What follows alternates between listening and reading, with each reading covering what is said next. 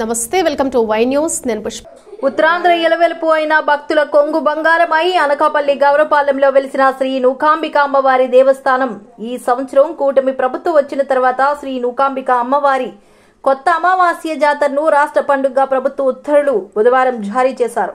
ఈ సందర్భంగా ఆలయంలో జీవో కాపీకి శ్రీ నూకాంబిక అమ్మవారి పాదాల దగ్గర పెట్టి ప్రత్యేక పూజలు నిర్వహించారు। అమ్మవారి పంచలోహ విగ్రహానికి కూటమి నాయకులు పాలాభిషేకం నిర్వహించారు। ఆలయ ఆవరణలో బాణాసంచిక కాల్చి స్వీట్లు పంపిణీ చేశారు। ఈ కార్యక్రమంలో దేవాదాయ శాఖ ఉప కమిషనర్ ఆలయ ఈవో ఎన్ సుజాత, పండగ ప్రత్యేక అధికారి కె శోభారాణి, పీల గొల్లబాబు, దూలం గోపి, విల్లూరి హరి, కాండ్రేగుల జోగేంద్ర, స్వర్ణ శ్రీను, దాడి బుజ్జి, ఎల్లప్ప కొండ, ఎమ్మెల్వి ప్రసాద్, అప్పికొండ గణేష్, వెంకటేష్, కూటమి పార్టీ నాయకులు తదితరులు పాల్గొన్నారు।